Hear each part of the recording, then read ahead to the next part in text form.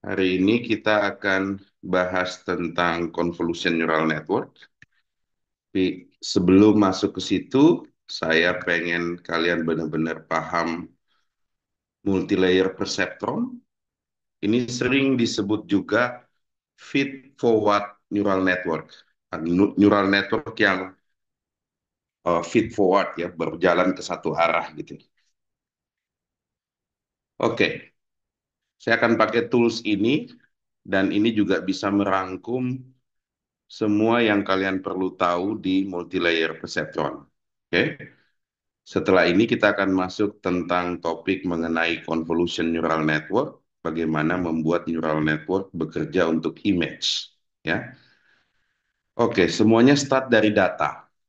Apapun model mesin learningnya, pahami datanya. Kalian sudah belajar exploratory data analysis, termasuk di situ memahami eh, statistical summary, melakukan dimensionality reduction. Kita udah belajar itu di kuliah-kuliah awal. So, di sini ada data dua dimensi. Oke, coba kalian klik di sini datanya, terus kalian lihat ada data saya jadikan tes, ada data saya pakai training. Oke, bagaimana saya ngatur jumlah data yang saya pakai tes dan training? Itu saya atur di rasio. Oke, ada yang bilang 70-30, ada yang bilang 60-40, ada yang bilang coba aja di training dulu semua, habis itu diturunin jadi kayak K-fold, dibagi K. Oke, intinya itu adalah cuman bagaimana kita mengatur proporsi data yang dijadiin training dan yang dijadiin testing. Oke, saya set 60-40. Terus data ini kalian lihat ada di dua dimensi. Anggaplah sumbu X dan sumbu Y, dia saya bilang X1 dan X2. Oke? Semua data yang masuk ke neural network sifatnya harus numerical. Jadi kalau kalian nanti ketemu datanya teks, ya kalian harus mikir gimana data teks ini jadi numerical, jadi vektor. Kalau ternyata datanya kategorikal, ya gimana kalian cari teknik encoding supaya jadi numerical? Karena kalian tahu nilai yang masuk sebagai features ke dalam neural network itu harus numerical, ya.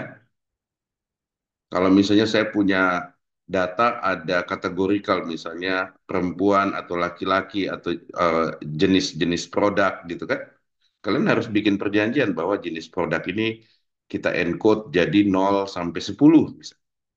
Oke?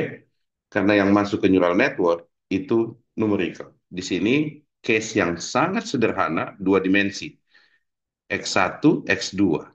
Oke? Oke, saya lanjutkan. Saya coba pola yang paling sederhana ini. Ya, sebelumnya kalian udah belajar, saya bisa pisahkan pola itu hanya dengan satu neuron. Oke? Ingat, aktivasi. Jangan lagi pakai linear sigmoid tanha, selalu start dari ReLU. Oke? Varian ReLU, leaky ReLU. Variannya juga ELU. Semua fungsi-fungsi yang di bawah ini, activation function di bawah ini, komputasinya mahal karena ada eksponensialnya, tanhanya. Ini cuman fungsi sederhana, ReLU. Oke? Oke, sekarang saya coba train. Satu neuron, satu garis di sebelah kanan kalian lihat. Oke, saya stop. Kalau saya put satu capacity neuron, dia membentuk satu garis di dua dimensi. Oke, pertanyaannya, kalau saya tambah dimensinya jadi tiga, garis itu akan menjadi apa? Dia akan menjadi bidang, ya. Kalau empat dimensi sulit kita visualisasikan, ya. Tapi ada border atau hyperplane pemisah. Oke, Karena visualisasi terbatas sampai ke tiga dimensi, ya di tools ini juga cuma dua dimensi ya. Mungkin kalau kalian mau bikin yang tiga dimensi, download aja source code-nya, kalian bisa bikin tiga dimensi dengan tools ini ya. Kalian bisa create animasi-animasi seperti ini. Tapi intinya adalah di dalam dua dimensi, satu neuron, oke, represent satu garis. Bagaimana kalau saya tambahin neuron?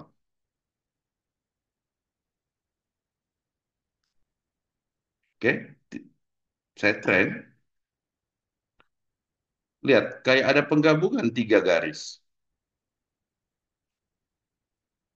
Agak melengkung kalian ngelihatnya di situ ya. Kalau saya tambahin lagi more neuron, lebih banyak lengkungannya. Intuisi kalian bilang, kalau dia satu, saya tambah satu lagi, artinya kayak nambah garis, garis, garis, garis gitu ya. Coba kita uji intuisinya, bisa nggak begini dia pisahkan dengan satu neuron. Sampai kapanpun kalian training ini, lihat test loss-nya, training loss-nya terpisah jauh, ya. Dia divergen, terpisah, bukan konvergen. Kita harapin konvergen di saat test loss, training loss berdempetan. Saya stop. Oke. So, kasusnya ini adalah pola data yang sirkular. Kalau satu garis merepresent satu neuron, satu garis, artinya kalau saya maksimalkan 8 neuron, at least saya punya 8 garis, saya bisa bikin poligon memisahkan ini ya. Apakah neural network bikin poligonnya? Iya, dia bikin poligon. Terus mungkin kalian bilang supaya dia lebih halus, tambahin.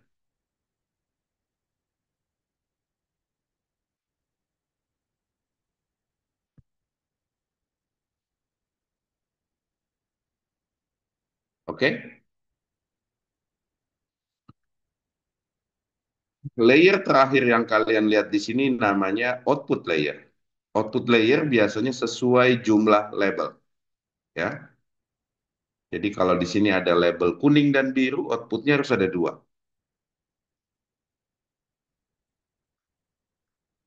Oke, saya lanjut.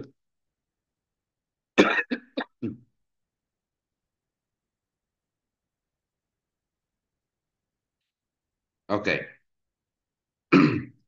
apakah cuma itu caranya memisahkan yang lingkaran? Ya, apakah cuma dengan menambahkan neuron? Ya, bagaimana kalau saya masukkan nilai-nilai features ini? X1, X2, kuadratnya saya masukin, ingat fungsi kuadrat, ya, fungsi kuadrat itu kan kayak huruf U atau N, gitu ya. X1 kali X2, setelah itu sinusoidalnya saya masukin, bisa jadi input space-nya, features inputnya, yang tadinya Cartesian dua dimensi X1, X2, sekarang menjadi hyperspace dengan fitur-fitur tambahan. Apa yang terjadi? Ini dengan sangat cepat dia bentuk lingkaran. Apa yang kalian pelajarin di sini, bahwa saya bisa train neural network dengan memilih features yang paling pas, atau saya bereksperimen dengan arsitektur. Oke, saya ulangi. Ada dua cara, saya pakai feature selection, atau saya pakai neural network arsitektur yang berbeda-beda di dalam hidden layer. Lihat, hasilnya jauh lebih bagus kan kalau untuk circle. Oke, tapi arah neural network nggak begitu ya. Kita udah conclude bahwa memilih fitur ini itu tidak mudah. Kenapa? Karena data itu ada di high dimension. Kalaupun saya bisa turunin ke lihat saya dimensionality reduction ke dua dimensi, polanya pun sangat kompleks. Kalian pernah lihat MNIST ya, yang divisualisasikan data MNIST, eh, sulit sekali untuk eh, menangkap polanya karena memang polanya kompleks, bukan sesimpel lingkaran seperti ini, ya. Sehingga feature selection itu bukan opsi, oke? Opsinya adalah tinggal satu, gimana arsitektur neural network. Oke, saya kasih pola yang lebih kompleks seperti ini. Opsi kita cuma bikin arsitektur. Artinya apa? Saya tambah-tambahin capacity neuron. Kalau orang lain udah punya arsitektur, saya nggak mau bikin lagi. Saya pakai aja. Karena untuk memilih arsitektur ini juga caranya heuristik atau coba-coba. Berapa hidden layer, berapa banyak neuron di dalam hidden layer. Tidak ada rumusnya, tidak ada rule of thumb-nya. Tapi intinya saya tambahin neuron, kapasitinya, kayak ditambah-tambahin garisnya itu lebih lebih baik. Oke? Jadi tidak ada rule of thumb-nya. Itu yang menyebabkan hingga saat ini kita reuse model yang sudah proven. Oke? Gimana caranya kalian nyari model yang udah proven? Itu ada di Hugging Face. Di sini ada banyak model. Minggu lalu kalian udah belajar coding. Nah, mungkin di kelas sebelah ya, tapi hari ini kalau kalian mau belajar cari model-model atau bikin model sendiri juga bisa ya. Oke, saya lanjut.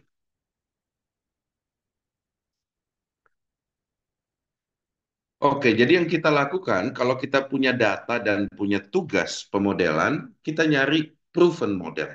Ada yang pergi ke sini, ya, ada yang pergi ke papers with code. Oke, di sini kalian bisa browse state of the art-nya, kalian dapatin misalnya saya klik masuk object detection, kalian dapatin GitHub-nya, oke? Oke, misalnya di sini ada satu code, kalian pengen dapetin GitHub-nya di sini. Indahnya hidup kalian sekarang, ini kalian copy, terus kalian masuk ke cloud, ya, oke? Terus kalian bilang, analyze the following code and put the code to PyTorch. Misalnya dia pakai TensorFlow, sebelumnya saya nggak suka TensorFlow, suruh and lightning. PyTorch punya salah satu, oke? Jadi framework untuk neural network biasanya pakai PyTorch.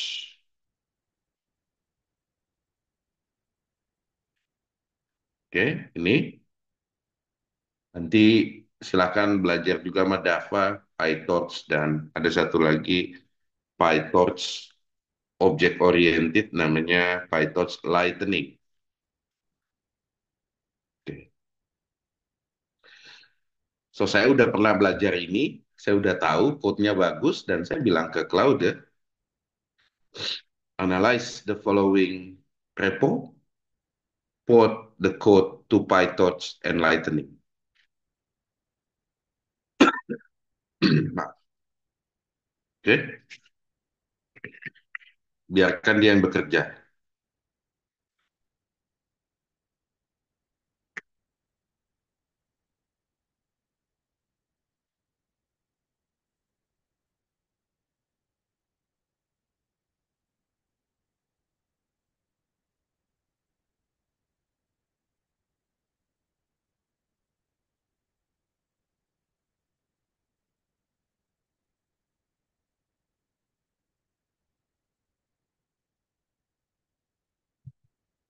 Lihat, kemampuan AI untuk menulis code itu udah jauh melampaui manusia.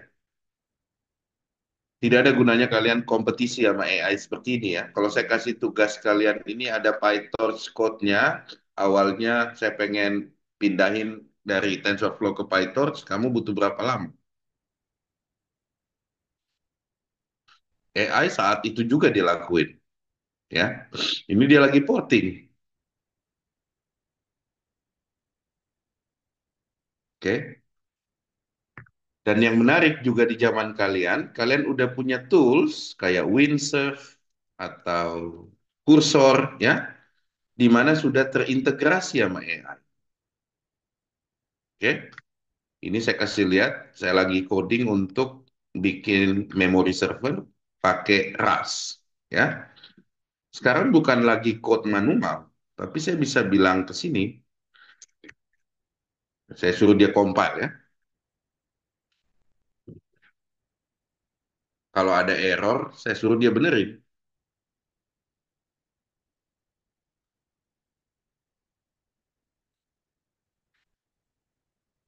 Jadi di Cursor dan di Windsurf itu dia punya chat room di sebelah kanan, code di sebelah kiri di IDE-nya. Kalau kalian pilih agent di sini, maka agent itu akan melakukan sesuatu terhadap code berdasarkan perintah kamu. Oke? Jadi kita lebih banyak nge-code sekarang berdasarkan desain atau pseudocode yang kita mau, yang nulis code-nya AI. Nah, kalau kalian nggak ngerti neural network, kalian nggak bisa perintah AI-nya untuk bekerja. Oke? Lihat, dia sampai ngompil sendiri nih. Setelah itu saya accept, ya. So, setelah kamu dapat code dari sini, dan kamu udah happy sama code ini, oke, sekarang copy paste code ini ke kursor, lanjutin, bikinin UI-nya, bikinin ininya, tambahin code-nya, kalian tinggal minta. Jadi kalian ada di zaman di mana AI menulis code buat kalian yang paham. Kalau kalian nggak paham, ya paling pakai AI-nya buat buat puisi aja ya, atau pantun. AI itu lebih dari itu. Ya, nanti kalian akan praktikum lebih lanjut dengan Dava. Saya lanjutin konsepnya, ya.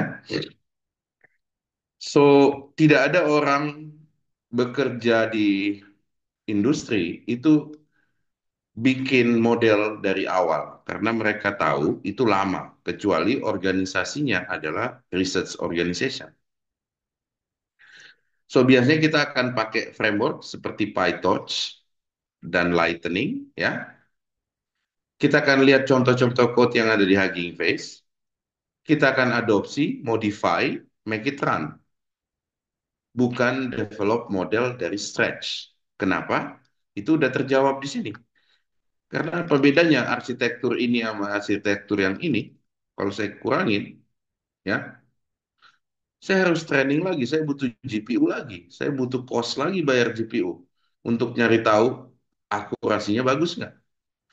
Tapi kalau ada orang yang udah lakukan itu dan dia posting di Paper with Code, ya, atau di Hugging Face, yang ngapain saya harus spend resources untuk mengulangi apa yang udah dia lakukan. Oke? Jadi konsepnya adalah kita mereuse pre-train atau mereuse code yang proven. Karena untuk bikin satu model yang advance, kalian butuh satu PhD at least. 4 sampai 5 tahun at least belajar di PhD untuk bikin itu model. Ya, jadi di industri yang sangat praktikal, ya kita pakai model yang ada di Hugging Face atau yang ada di Paper with Code atau yang ada di GitHub, ya. Ada banyak model di situ, ya. Dan kita reuse, bukan kita build from scratch. Oke? Oke. So, selanjutnya setelah kalian paham tentang semua fitur-fitur yang ada di sini, noise, apa itu noise? Ini untuk memodelkan bahwa tidak ada data itu yang eh,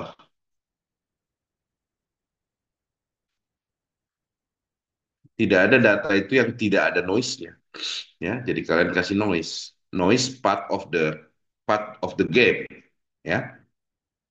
Batch size udah saya jelasin minggu kemarin bahwa ini tujuannya supaya stochastic gradient descent. Kalau saya nggak pakai batch size, dia masukin semua data sekaligus, dia bisa kejebak waktu optimisasi, dia kejebak di lokal minima dengan membagi batch. Kayak saya bagi batch dan saya inisialisasi setiap batch di tempat yang berbeda atau nilai yang berbeda, saya bisa escape dari lokal minima karena yang kita pengen cari dalam optimisasinya adalah global minima. Kayak orang turun dari gunung, ya. Misalnya kalian satu tim 100 orang, kalau kalian turun bareng-bareng, salah jalur ya salah semua tuh. Tapi kalau kalian bagi 10 batch, satu turun ke arah sini, satu turun ke arah sini, mungkin ada yang selamat, ya. Nggak mati semua. Ya, ini hanya analogi. Oke? So, saya lanjut. Selain arsitektur ini, kalian juga harus bisa memahami regularization. Kayak apa ini L1, L2, ada di materi kalian ya. Ada apa itu regularization rate, bahwa dia kombinasikan L1, L2 dengan satu rate tertentu. Apa itu drop out, momentum, dan lain-lain. Semua penjelasannya ada di sini. Oke. Setelah belajar ini, kalian harus bisa coding pakai PyTorch dan Lightning, nanti dibantu Dava setelah ini. Setelah itu, start eksplorasi kalian sebagai data scientist atau AI engineer di papers with code dan Hugging Face. Ya, kita akan tinggalkan materi soal multilayer perceptron. Sekarang kita akan masuk ke materi berikutnya tentang convolution neural network. Oke, problemnya saya state di sini. Bagaimana seandainya features yang masuk itu image?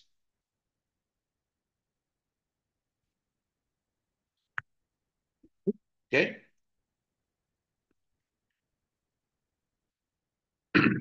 pertanyaan yang bagus. Kalian bisa berandai-andai. Let's say semua image-nya saya jadiin pixel 0101, oke?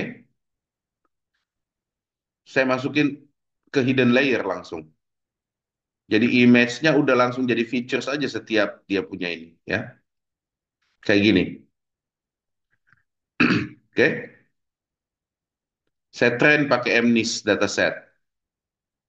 Kalau di datanya 28 kali 28, artinya ada berapa tuh? 28 kali 28 ada 764 pixel di sini.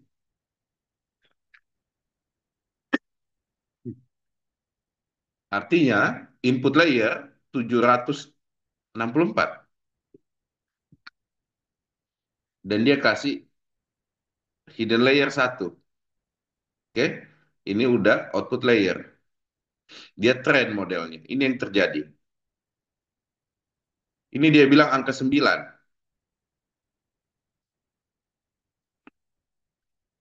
Dia bilang angka 4.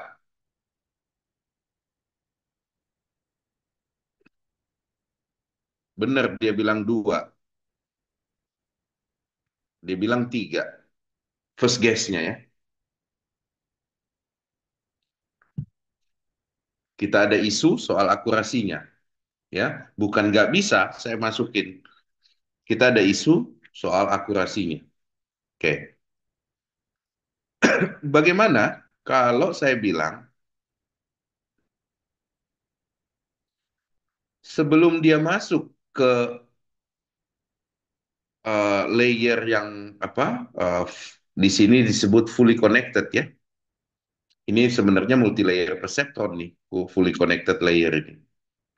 Oke, sebelum dia masuk ke dua MLP yang di ujung ini atau yang disebut fully connected, ya, saya tambahin layer di mana layer ini tugasnya extract features dari image sehingga featuresnya lebih kecil. Secara otomatis extract features itu. Oke, saya kasih layer konvolusi.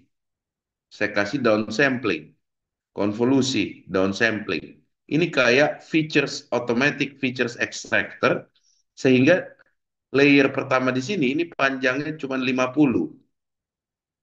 Ini cuma mungkin 40, oke?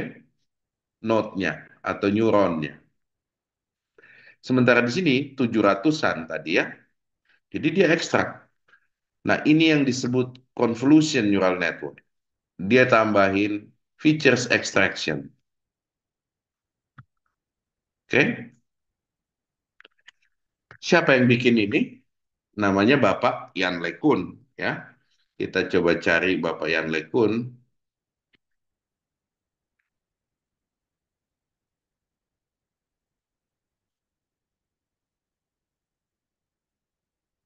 Oke,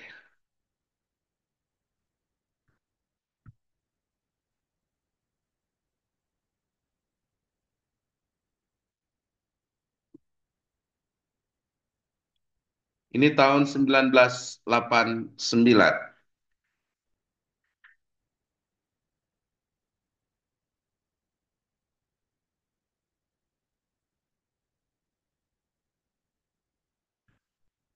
Ini model pertama yang diintroduce. Yan LeCun sekarang adalah Chief Scientist di Meta. Ini tesis PhD dia. Model yang dia introduce adalah Linet. Itu yang akan kita pelajari hari ini. Oke, hari ini kalian harus bisa bikin Linet. Ya. Ayo kita masuk materinya, belajar Linet.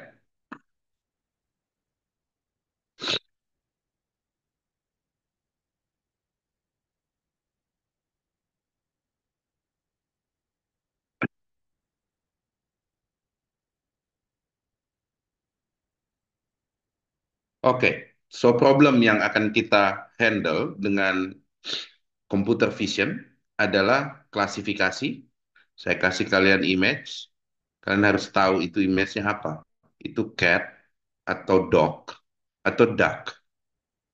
Oke, problem klasifikasi itu adalah saya pengen tahu itu cat atau dog atau duck. Problem localization dan klasifikasi, saya kasih kalian image, oke? Kalian harus bisa locate di mana catnya. Object detection, kalian harus bisa hitung. Ada berapa cat, ada berapa duck, ada berapa dog. Instant segmentasi, kalian bisa pisahkan object of interest terhadap backgroundnya.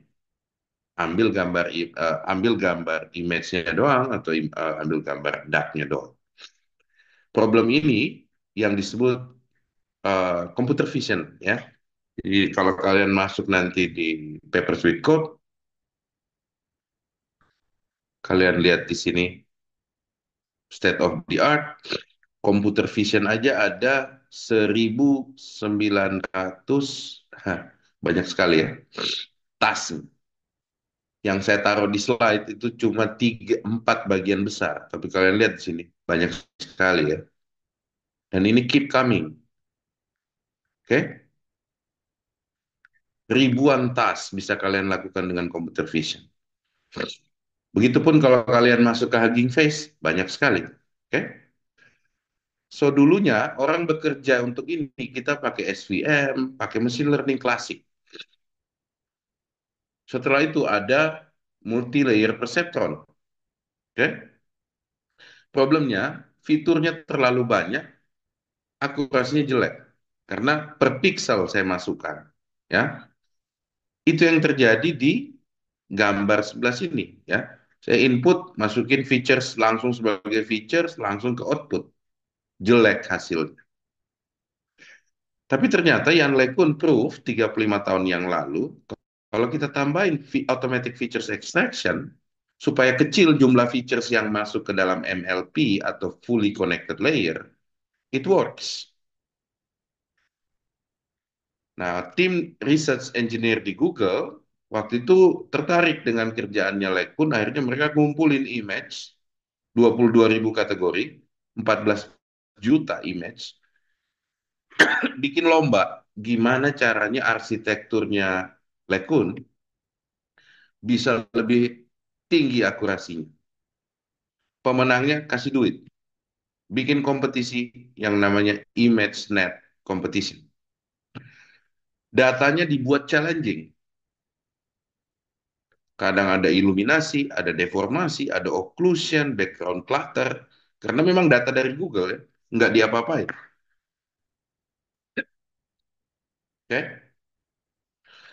Nah, yang lekun idenya dari image, jangan jadiin langsung input layer, tambahin layer konvolusi, ya, sehingga dia dapat features layer yang paling penting, baru masuk ke multi layer perceptron atau feed forward neural network atau kita sebut fully connected layer.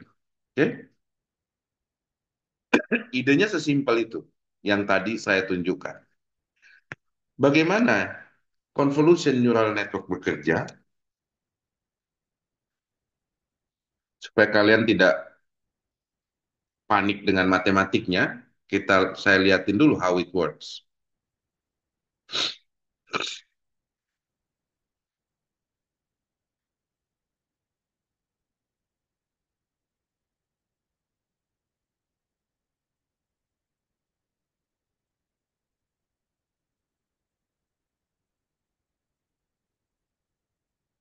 Ini nggak kebuka ya. Agak lama biasanya memang kebukanya. Oke, kita lanjut dulu materi ya. So, dari lomba ImageNet Classification, ya, pemenang-pemenangnya itu kasih banyak insight tentang bagaimana harusnya kita bikin computer vision dengan convolution neural network. Ya, ini lombanya start 2010, ya, mungkin 20 tahun setelah tesisnya LeCun, ya. Pertanyaannya adalah dari mana LeCun dapat idenya? Di dalam research tidak ada orang yang tidur dapat wangsit tiba-tiba punya ide gitu kan. Yang ada pasti dia terinspire beberapa penelitian yang serupa sebelumnya. Jadi ide tentang convolution neural net itu udah start dari penelitiannya Hubel dan Wiesel tahun 1959, 1962. Intinya, neuron itu hanya melakukan simple activation. Kucing dia masukin ke ruang gelap, dikasih brain signal detector, ruang gelapnya dikasih celah, celahnya dimasukin cahaya, kita detect apa yang terjadi di dalam brainnya kucing. Ternyata dia membentuk pola distribusi normal, dan kalau biasanya kalau datanya seperti ini, kita sebagai orang fisika itu selalu bilang, ini harusnya simple operation di dalam neuron, bukan complex operation. Oke?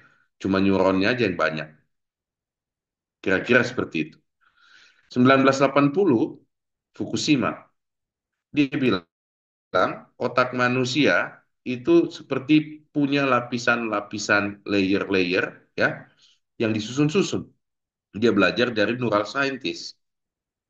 Oke, Fukushima model inspire Linet tahun 1998. Oke. Setelah itu ImageNet Competition banyak sekali model-model. Nanti minggu depan kita akan belajar modern convolution neural network. Intinya adalah pada saat kita build the model, ini kayak anak-anak udah bikin Legonya, jangan bongkar-bongkar Legonya. Nanti kamu harus susun lagi dari awal lama gitu. Jadi kita pakai yang udah dipasang. Oke? Kita reuse modelnya. Oke, bagaimana convolution neural network bekerja? Ini kok nggak kebuka-buka ya? Wah, lama dia. Oke,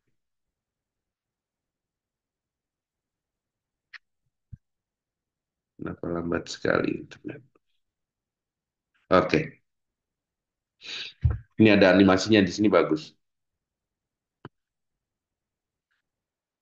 So, bagaimana convolution neural network bekerja nanti kita lihat di CNN Explainer ya. Tapi intinya, ini kita udah pelajari yang sebelah kiri, multilayer perceptron, yang sebelah kanan ini konvolusi. Oke, proses konvolusi, kalau kalian punya image 32 kali 32, kalian bikin satu filter, kotak kecil itu, dan setiap kali filter ini ditempelkan ke target image, dia akan lakukan dot product, perkalian matriks. Oke? Dan setelah itu dia konvolut kayak dia bergeser ke kanan, dia kayak nge-scan image ini semua dengan filternya, sehingga menghasilkan image baru. Oke, mungkin gambar ini lebih baik. Ya, ini sebenarnya lebih baik. Cuma ini kenapa nggak kebuka-buka? Lambat sekali dia.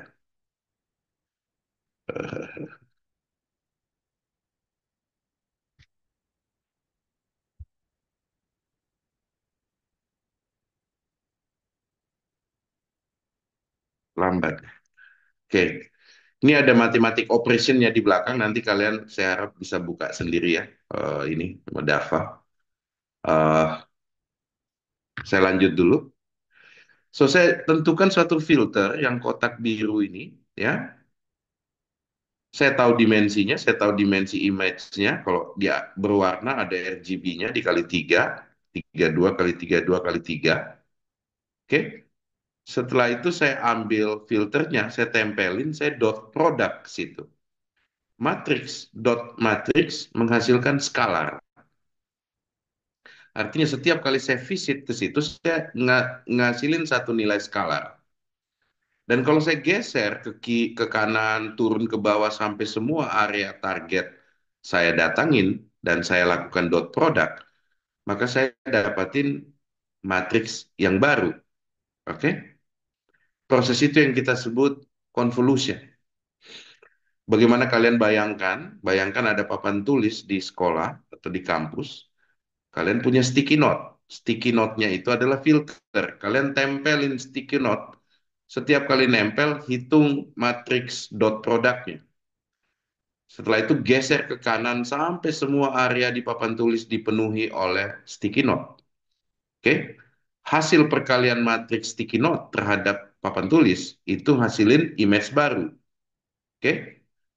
So, menurut LeCun, ini seperti mengekstrak features yang berlapis-lapis dalam target image. Ada yang low level features, mid level features, high level features. Jadi kalau saya ulang-ulangi proses konvolusi, itu seperti mengekstrak banyak features yang hierarki, ya. Sehingga di ujungnya, waktu saya masukin ke classifier seperti multilayer perceptron, saya tidak perlu masukin banyak fitur, ya.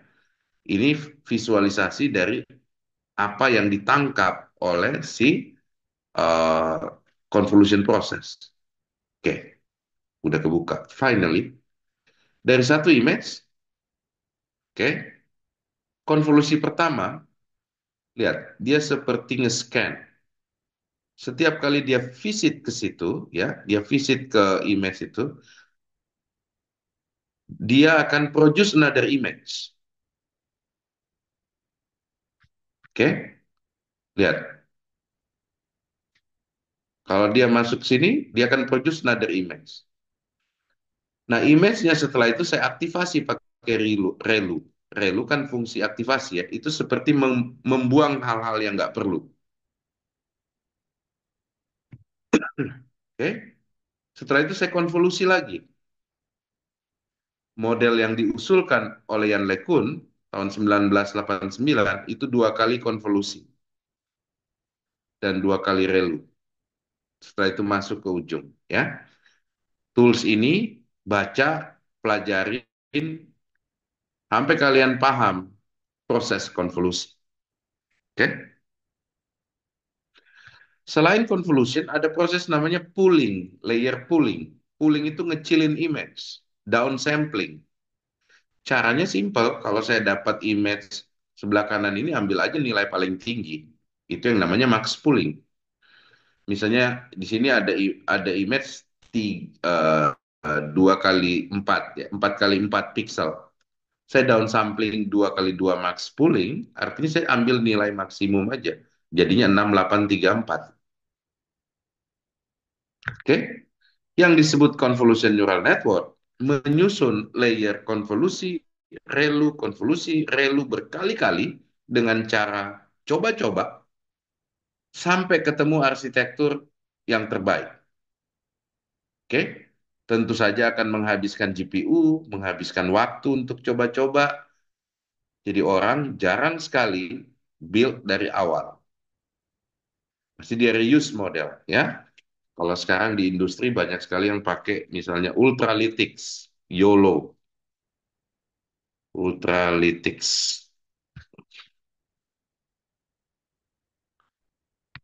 Dia udah punya banyak sekali model ya.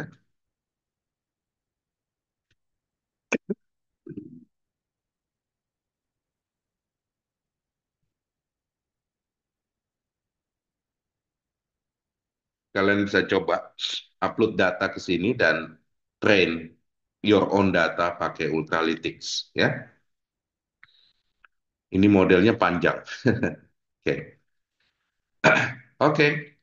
So materinya saya rasa akan dirangkum oleh CNN Explainer.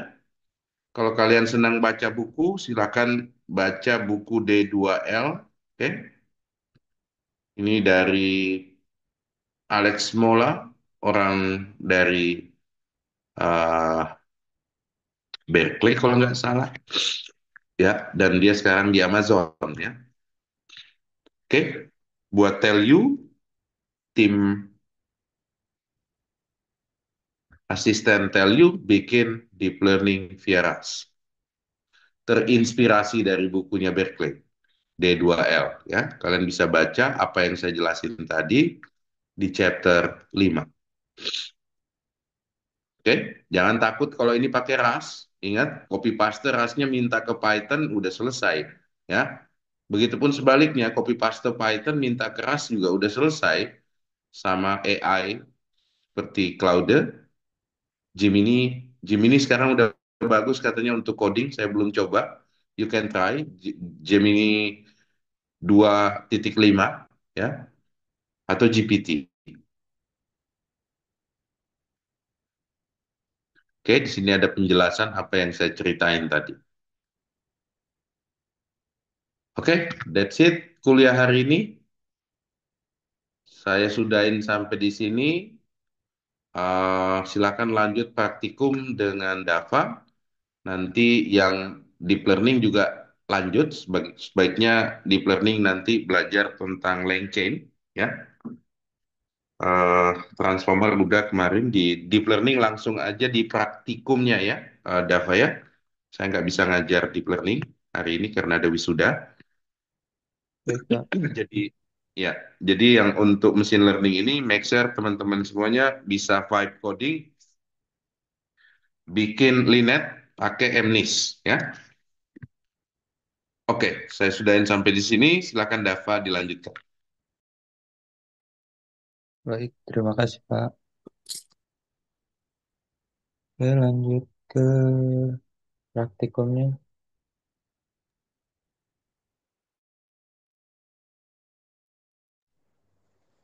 Oke,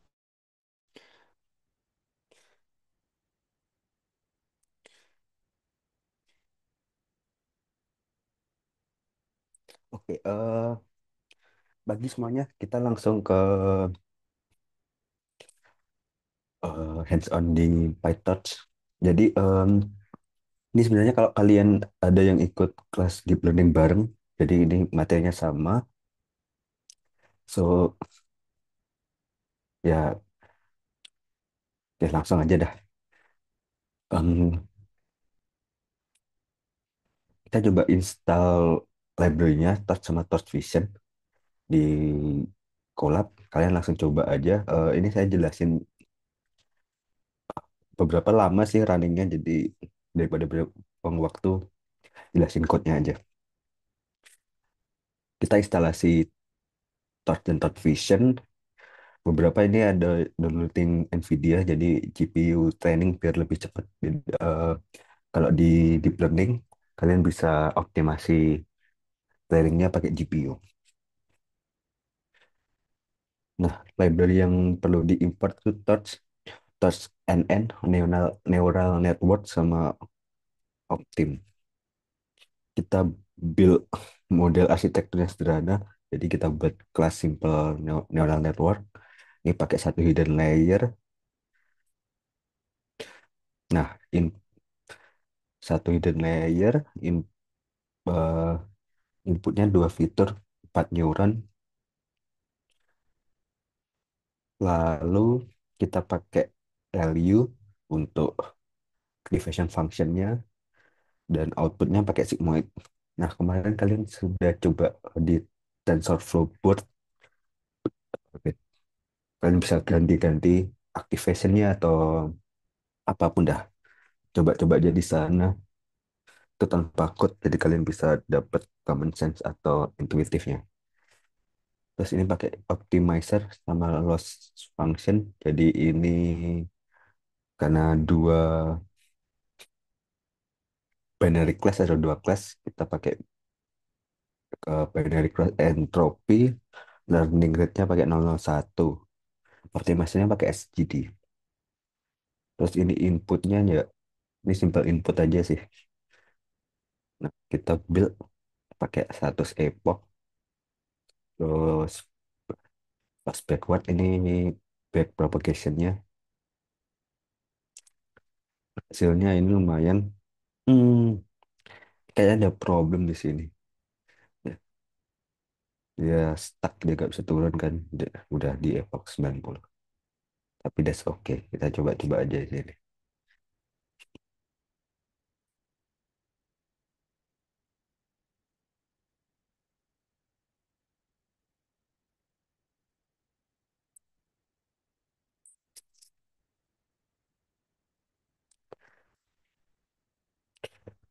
Nah, ini deep learning MLP untuk regresi jadi data continue. Kita coba buat sampel 500 pakai 5 fitur, ada noise 10, terus kita split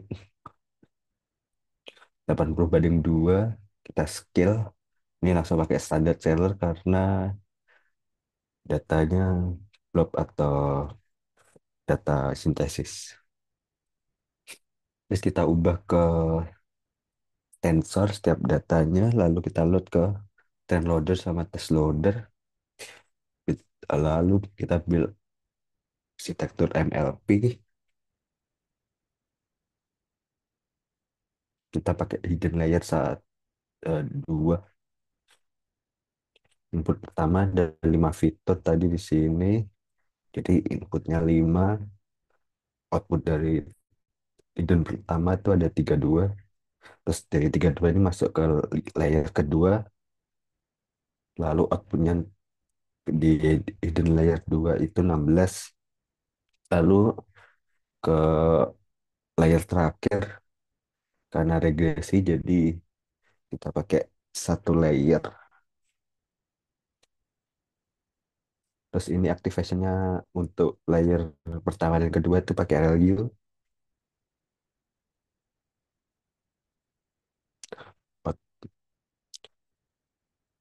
Nah, kita build modelnya. Terus training nih pakai MSLOS.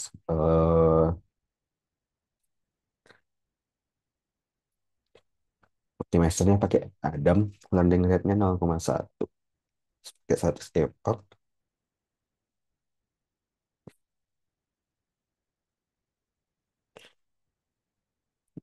Nah, di epoch pertama modelnya pakai random break. Lalu dia cek apakah jauh, nilainya akurat, ternyata dia punya 8.500. Terus dia update week-nya untuk epoch selanjutnya. Loss-nya menurun, ya, menurun terus kecuali ini dia increase lagi karena sebenarnya ini random ya, adjust week-nya. Sign-nya kalau umpama tiba-tiba naik atau naik turun, kalian bisa turunin learning rate di sini di 0,01, jadi kelihatan kalau apa fluktuatif gitu. Kalau modelnya loss-nya nggak turun, epochnya ditambahin. Kalau masih sama, biasanya itu overfit, tambah modelnya jadi lebih kompleks. Terus kita coba visualisasiin loss dari terakhir ada 131, lumayan tinggi nih, tapi it's okay buat latihan doang. Nah, ini visualisasi prediksi sama data asli lumayan bagus. Jadi biasanya kalau umpama datanya ini kan linear, biasanya kalau kelihatan jelek kalau apa namanya random gitu. Nah, ini untuk regresi data continue, kita coba untuk data discrete prediction. Semua untuk sel pertama ini sama kayak tadi. Buat dataset bagi training 80/2, karena dataset dummy langsung pakai scaling standar aja. Ubah ke tensor sama masukin ke ten sama test loader, bangun klasifikasi model. eh, Modelnya sama persis kayak tadi. Lalu kita coba pakai BCA karena klasifikasinya ini dua kelas binary, terus optimizer-nya pakai Adam, epochnya sama. Nah, kelasnya stabil turun, terus akurasi terakhirnya 95%. Nah, kita coba visualisasiin.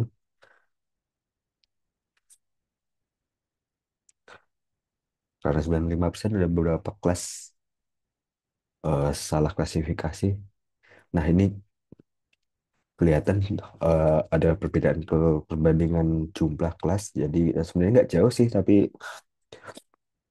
tapi worth to notice aja. Itu yang bikin salah klasifikasi di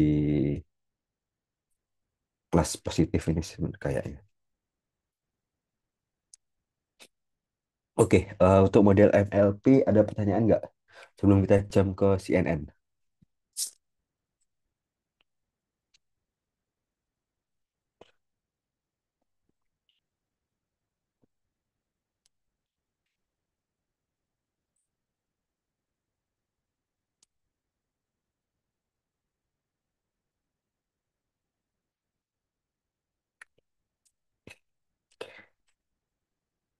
Oke, karena pada diem, asumsinya udah pada paham. Jadi kita loncat ke lebih advance lagi.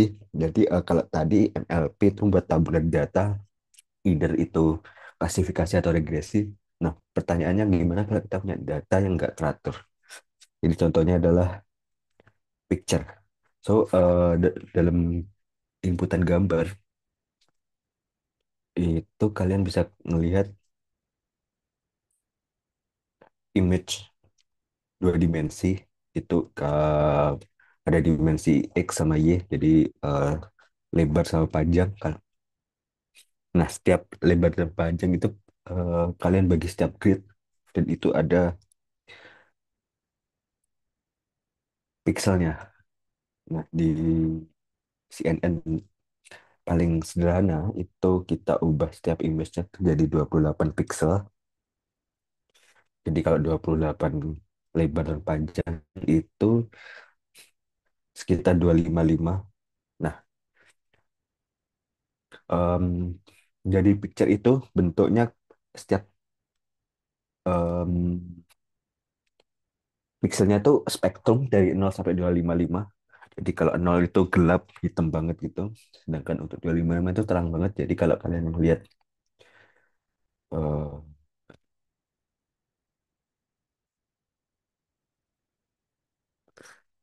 nah contohnya ini, di pixel yang di ujung grid itu hitam. Biasanya tuh eh, 0.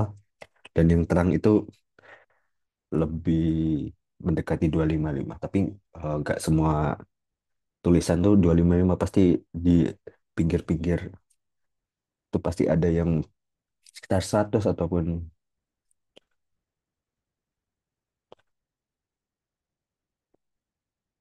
jadi dia bentuknya spektrum, nggak diskrit. Jadi setiap dua dimension 28 kali 28 itu kita ubah jadi satu input vektor, satu dimension vektor. Nah, code-nya ini kalau di kelas deep learning saya coba code dari awal, jadi kalian bisa paham em, step dari stepnya ataupun dari start. Kalau di sini langsung aja sih. Jadi kita flatten, artinya dua dimension itu dibuat satu dimension. Indeks flatnya itu I kali jumlah kolom plus J. Nah, dummy input kita punya 0 sampai 255.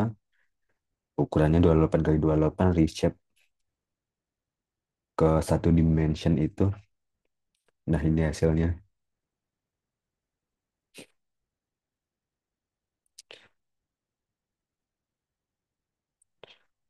Oke, setelah itu kita coba build dari awal CNN-nya. Cobain ke hidden layer dulu. Nah, tadi di MLP kalian dengar masalah activation function. Salah satunya itu ReLU. Nah, kita coba build ReLU itu dari.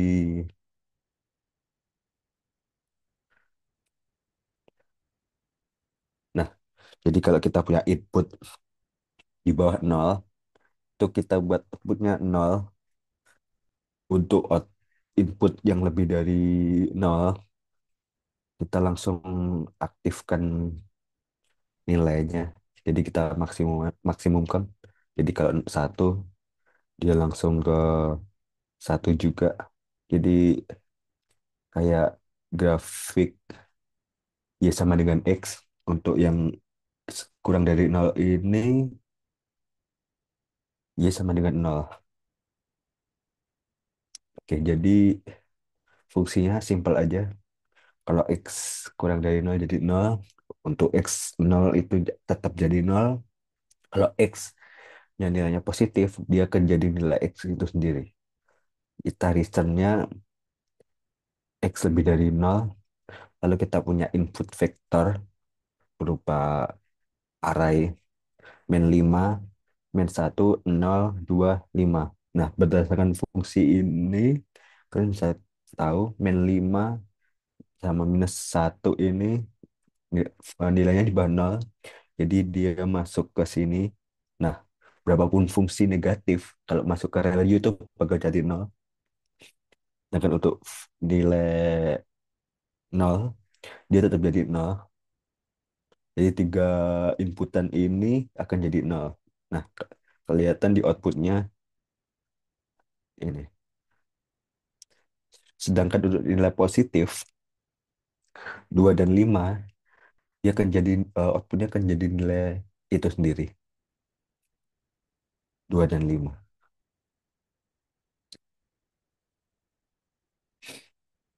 Oke, kita lanjut ke output layer. Nah, di output layer itu kalian tadi juga lihat di MLP, yaitu outputnya pakai sigmoid. Itu kalau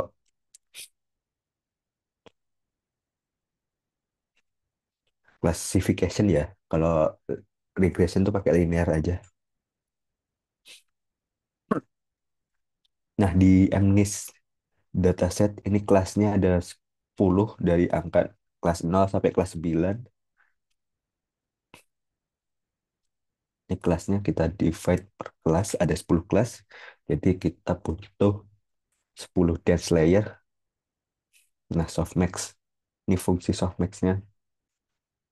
Oke, sebelum kita lakuin code, perlu dinotis kalau dulu di kelas kalkulus kalau nggak salah ya, em, nilai konstanta X dikalikan X1, inputan X1 ini berupa dari hidden layer. Itu kalau nggak salah inputnya spektrum antara 0 sampai 1. Sorry. Dari value ini kan pasti nilainya positif ya. Berapapun em,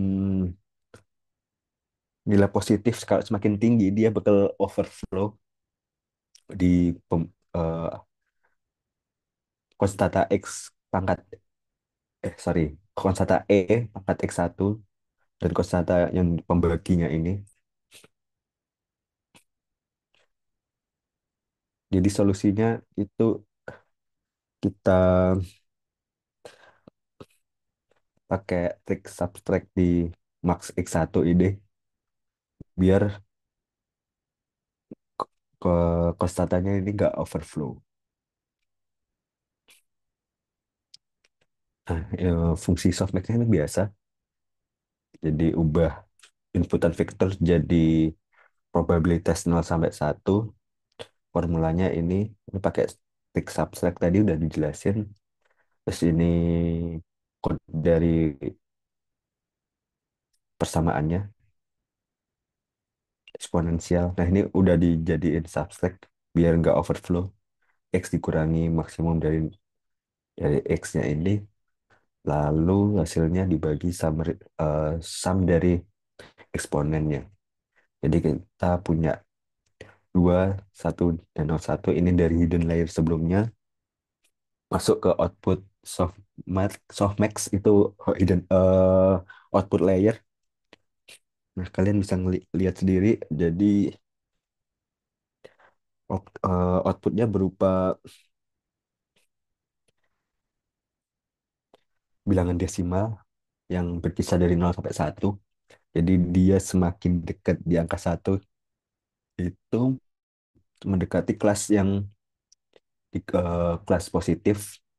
Sedangkan untuk eh, nol yang sangat jauh dari 1 itu kelas negatif. Jadi contohnya kalau kita mau klasifikasi, let's say, hmm,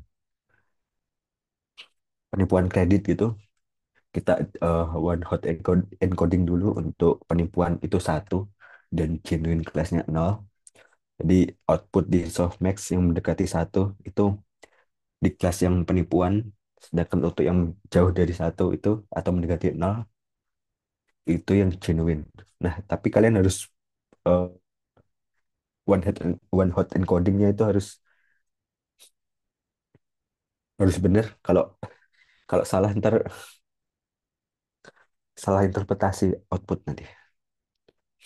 Oke, kita tadi sudah cobain flatten dari 2 dimensi ke one dimension, belajar hidden layer yang activation function sama outputnya yang pakai softmax. Lalu kita coba gabungin semuanya. Kita import sequential, flatten sama dense. Ini yang flatten tadi udah dijelasin. Terus model sequential kita flatten dulu, lalu masuk ke layer pertama, dia pakai 512 parameter. Activation pakai ReLU. Eh, Layer kedua juga sama pakai ReLU dan ini outputnya pakai softmax karena ini 10 kelas. Dia pakai kita masukin 10 aja. Model summary. Nah, summary-nya kelihatan total parameter, tunnelable parameter. Kalian bisa baca sendiri ini perhitungan parameternya.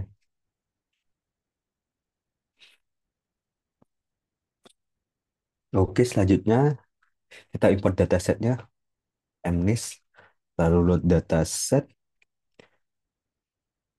bagi ke 2 dimension, lalu masukin ke arsitekturnya. Kita pakai optimizer Adam, lossnya pakai sparse categorical, metricnya pakai akurasi. Nah, ini pakai 10 epoch, batch size-nya 128. Kalian bisa lihat sendiri, akurasinya 95%, validasi akurasinya 96.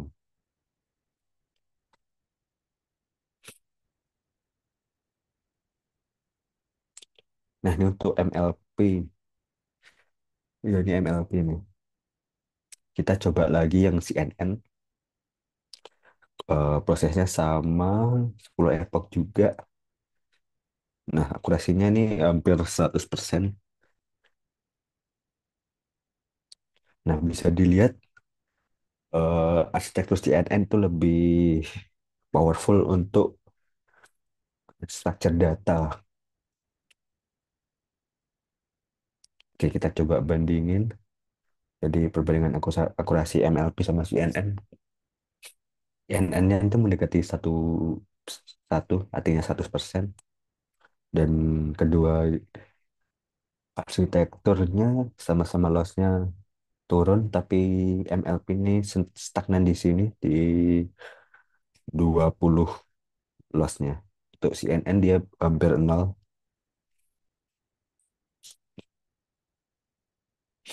Ini ada conclusion lagi. Oh, sorry, what to notice kalau MNIST dataset itu sebenarnya man-made dataset atau dataset buatan gitu, sintesis. Jadi natural age di spatial hierarchy datasetnya itu terlalu kelihatan. Jadi sebenarnya pakai MLP aja udah bisa bagus. Nah, ada question analytical. Gimana kalau kita pakai dataset yang lebih susah, challenging gitu? Apakah performan MLP sama CNN-nya itu sama kayak gini atau bakal lebih jauh? Kalian nanti di rumah bisa cobain pakai Sifar 10, perform sama kayak yang tadi di atas. Jadi buat dua arsitektur terus coba dibandingin. Terus pertanyaannya, apa sih yang buat mereka itu significant performance difference? Terus how to improve pre-processing buat ngilangin gapnya. Oke, ini lebih advance.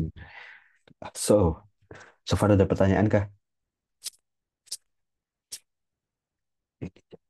11 menit.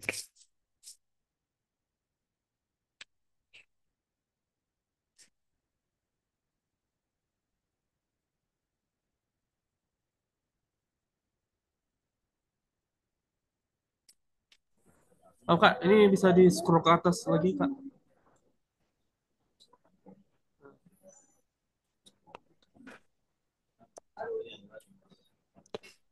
Ada problem apa?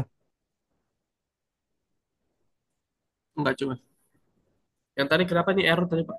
Kak, sorry. Ini toh, ini bukan error nih, cuman warning doang.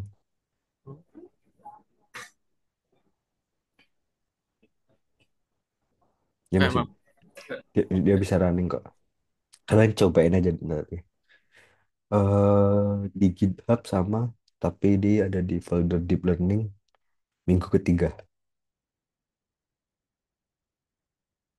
Gak apa-apa di copy paste semua nih Kak.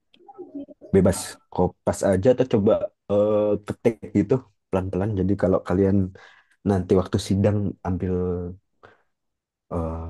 AI dan pengujinya siapa tahu iseng gitu suruh kalian coding lagi, kalian bisa lah.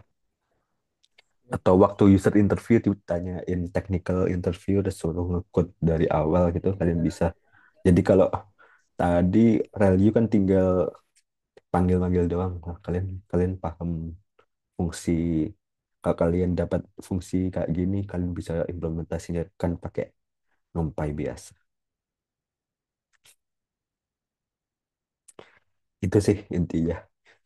Tapi kalau nanti kalau udah di industri jarang pakai from scratch gini, pasti import library ataupun ada software yang tanpa ngecode bisa keluar hasilnya.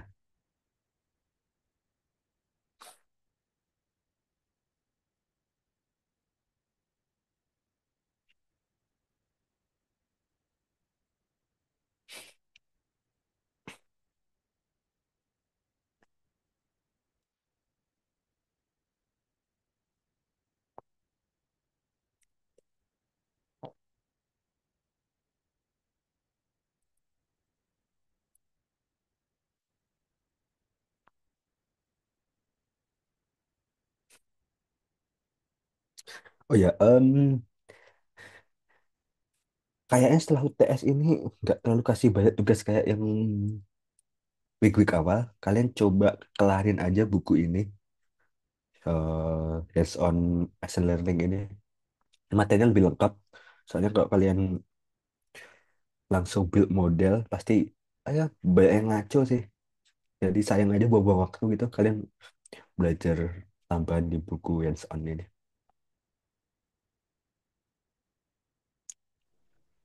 Gak apa-apa Kak. Oh, Ya,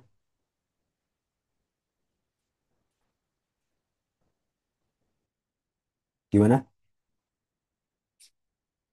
enggak. Apa tuh? Saya mau nanya masih bisa dikerjain juga. eh Ya, Kerjain aja. kerjain aja. eh Nih, gue update jadi semua chapter ada submit before UAS ya.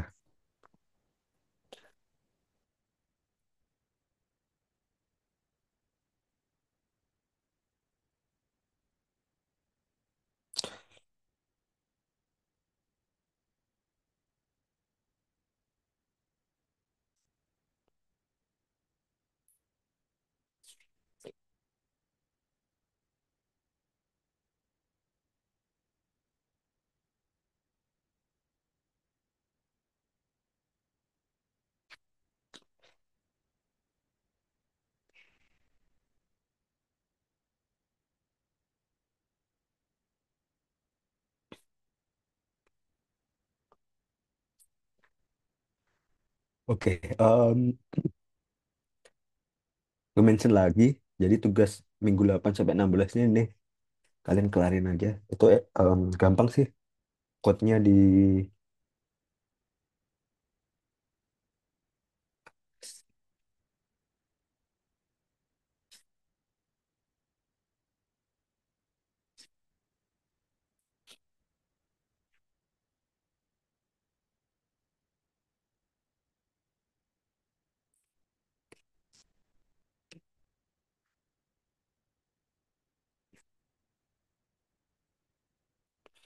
materinya lumayan banyak. Cuman eh, konsepnya tuh dibahas semua di sini. Jadi beberapa udah diajarin di kelas, kalian bisa recall atau beberapa materi belum dijelasin. Nah, kalau bab awal pasti nggak ada code-nya sih, cuman kalian kumpulin code yang tanpa code penjelasan aja. Ya, dia kan end-to-end flowchart-nya. Jadi ada data, train machine learning, terus evaluasi, analisis error, kasih study problem lagi, kasih data lagi gitu-gitu sih. Ini kan minggu-minggu awal.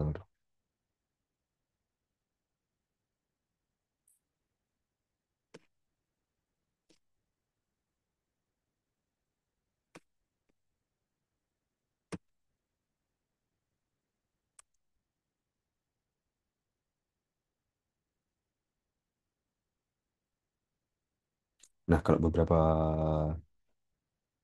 nggak paham, kalian kirim aja ini ke ChatGPT gitu, bisa bisa jelasin ntar. Nah, ini code-nya udah ada sebenarnya. Kalian kalau males langsung copy aja. Tapi bagusnya ketik dari manual sih. Common sense-nya biar dapet.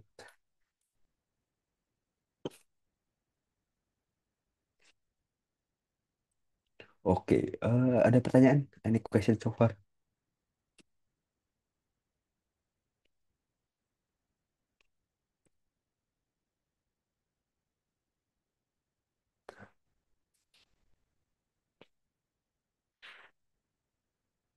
Apa yang UTS kemarin tuh yang udah final tuh nggak bisa diperpanjang lagi. Yang apa? Yang UTS kemarin tuh. Ini udah 10 Mei, udah jauh banget. Karena kemarin kan dibilang mana tahu bisa Ini diperpanjang. udah diperpanjang sampai 5 nih. Oh, iya. Gini aja dah. Coba kelarin buku ini, buat Iya. yang bagus banget. Ntar nilai tugas bisa lah ke katral sama ini. Jadi nggak nggak akan ngulang gitu. Ini bukunya udah di ini kan? Di apa tuh? Di Ada link dah. di Ini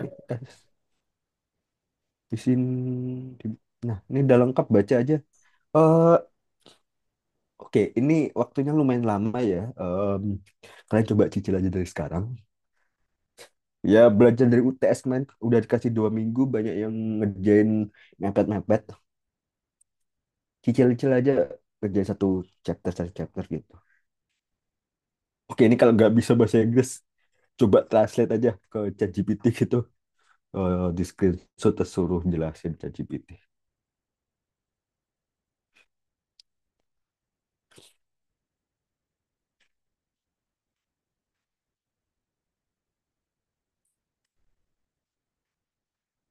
Nah, ini jelasin main absolute error.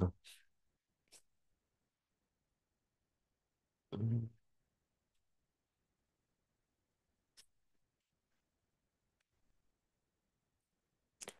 Oke, Kamu mau tanya Kak yang untuk itu tugas oke, oke, Michael, gimana?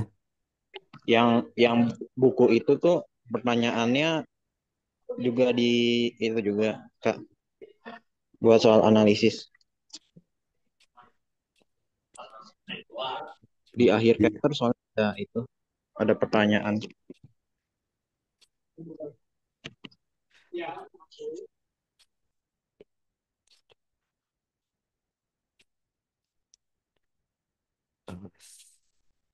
Susah nggak pertanyaannya? Oh, sebenarnya dikit, 5 doang sih, nggak terlalu problem kan. Ini kan sebenarnya kalau hosting dataset kan kita udah jelasin di minggu awal, terus di atas pasti udah ada. Jadi ini cuman, ah, oke, coba SVM R pakai kernel linear terus ubah nilai C-nya. Ini kan udah dijelasin di kelas kan. Ini gampang sih. Kalian cobain aja nggak apa-apa. Gak apa kerjain aja. Kirain pertanyaan teoretikal matematikal gitu. Kalau kayak gitu skip aja. Kalau umpama pertanyaannya code, kerjain aja sih. Beberapa buku soalnya pertanyaannya itu lebih ke teoretikal. Nah, ini hyperparameternya coba pakai randomize, terus tambah transform di Python buat buatan attribute, terus buat single pipeline, full data preparation sampai final prediction, terus coba grid CV gampang. Yuk, bisa-bisa kerjain. Nah, ini MNIST tadi udah jelasin.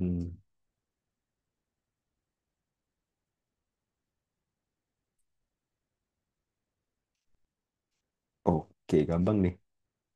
Bisa, bisa lah pastinya. Ada pertanyaan lagi gak? Nah, beberapa kalau kalian belum paham kayak base estimate, estimator atau ini bikin file classifier nih, coba tanyain ke ChatGPT kalau penjelasan di bukunya kurang kurang mendalam.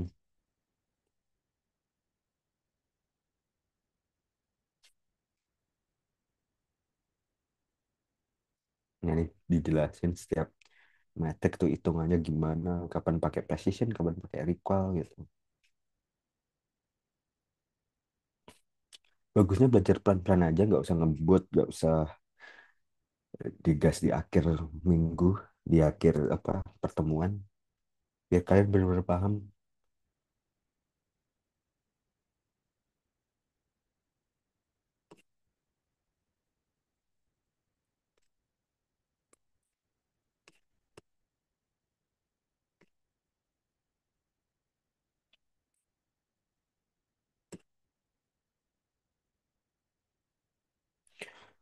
Oke, udah 10.23.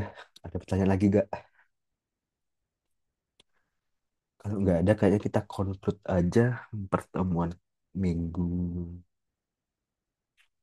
10 ya nih kalau nggak salah. Berarti ada 6 minggu lagi sebelum UAS.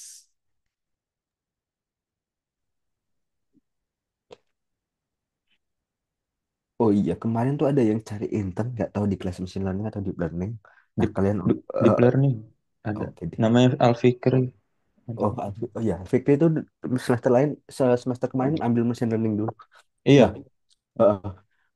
eh, kayaknya gue mention aja. Ini kan kalian ada beberapa, satu dua orang tuh ambil dua kelas barengan. Terus ada beberapa yang langsung ambil deep learning. Bagusnya tuh ambil machine learning dulu kalau kalian tertarik sama AI, lanjut ke kelas deep learning semester depan. Kelasnya enak online gitu, jadi kalian nggak perlu ke kampus. Ya, hari Sabtu juga sih. Sama mention tadi, ngomongin intern atau itu, kalian cari aja dari sekarang. Bener-bener susah cari full time kontrak atau pegawai tetap gitu. Jadi kerja keras dari sekarang sih, mumpung masih kuliah.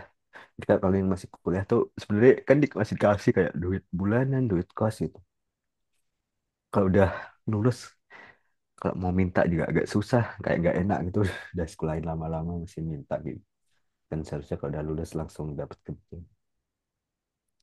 Karena ekonominya sekarang agak susah dan pemerintah gak bener. Jadi kalian harus Betul. kerja keras dari sekarang. Em, Coba perbaiki CV dari sekarang. LinkedIn juga connect connect banyak orang, apalagi yang related to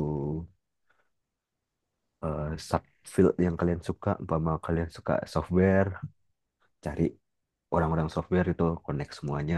Kalau AI ya connect related ke AI, UI UX gitu. Lumayan tuh nambah koneksi, nambah biasanya ada yang ngepost job ataupun apa, kalian bisa nimbrung aja di LinkedIn.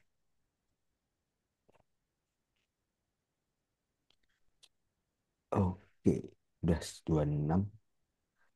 Kalau nggak ada kita conclude aja sekarang. eh